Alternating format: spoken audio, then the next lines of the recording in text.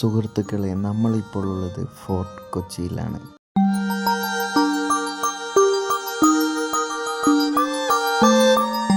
ഈ ബീച്ച് വാക്ക് വേ കൂടെ നടക്കാൻ ഒരു പ്രത്യേക രസമാണ്. കടലും കാറ്റുമെല്ലാം ആസ്വദിച്ച് നടക്കാം. അല്പം നടന്ന് അങ്ങ് എൻഡിലെത്തുമ്പോൾ ഫോർട്ട് കൊച്ചി വ്യൂ പോയിൻ്റ് കാണാം. അവിടെ ഫോട്ടോ എല്ലാം എടുക്കുവാനും വിശ്രമിക്കുവാനും പറ്റിയ നല്ലൊരു പ്ലേസാണ്. ബീച്ചെല്ലാം കണ്ടുകൊണ്ട് ഇവിടെ ഇരിക്കാൻ പ്രത്യേക ഭംഗി തന്നെയാണ്.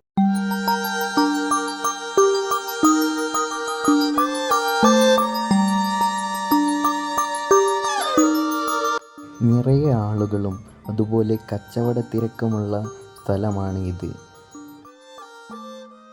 അവധി ദിവസങ്ങളിലെല്ലാം വളരെ വലിയ തിരക്കാണ് ഇവിടെ അനുഭവപ്പെടുന്നത്.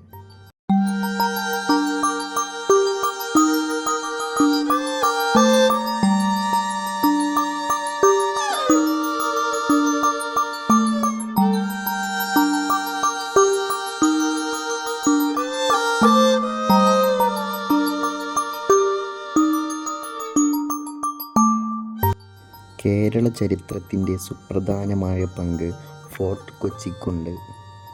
സാന്റാക്രൂസ് ബസലിക്ക തുടങ്ങിയ പല സഞ്ചാര ആകർഷണങ്ങളും നമ്മുടെ ഫോർട്ട് കൊച്ചിയിലുണ്ട്. പോർച്ചുഗീസുകാരുടെ ഒരു കൊട്ടാരമായിരുന്നു ഫോർട്ട് ഇമ്മാനുവൽ.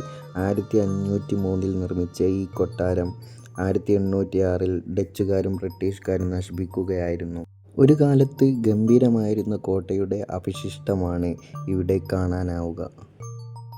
നമ്മൾ നിൽക്കുന്നത് ഡച്ച് സെമിത്തേരിയുടെ സമീപമാണ്.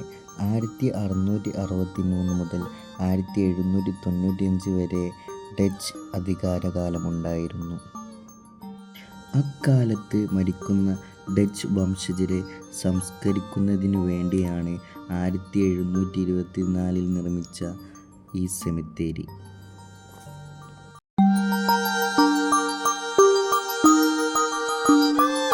ഇതിൻ്റെ തൊട്ടടുത്താണ് സെൻറ്റ് ഫ്രാൻസിസ് ചർച്ച്. 1503 സ്ഥാപിക്കപ്പെട്ട ദേവാലയമാണ്. ഇന്ത്യയിലെ ഏറ്റവും പഴക്കമുള്ള യൂറോപ്യൻ പള്ളി എന്ന നിലയിലും അറിയപ്പെടുന്നതാണ്.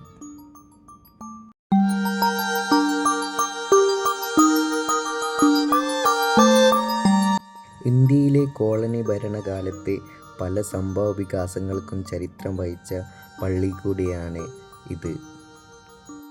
അതുപോലെ വാസ്കോഡ ഗാമയുടെ ശരീരം ആദ്യം മറവ് ചെയ്ത എന്ന സ്ഥലം എന്ന നിലയിലും പ്രാധാന്യമുണ്ട്. വാസ്കോഡ ഗാമയുടെ മൂന്നാമത് കേരള സന്ദർശനത്തിനിടെ കൊച്ചിയിൽ വെച്ച് അദ്ദേഹം മരിക്കുകയുണ്ടായി.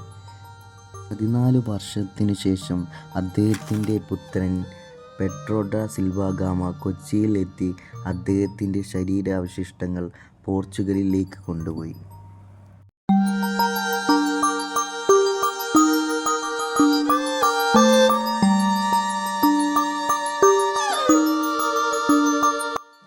പള്ളിയുടെ അടുത്തായിട്ടാണ് നമ്മുടെ വാസ്കോ ഹൗസ് വരുന്നത്. മമ്മൂക്കയുടെ ബിഗ് ബി എന്ന സിനിമയിലൂടെ വളരെ പ്രശസ്തമായൊരു സ്ഥലം കൂടിയാണ് ഈ വാസ്കോ ഹൗസ്.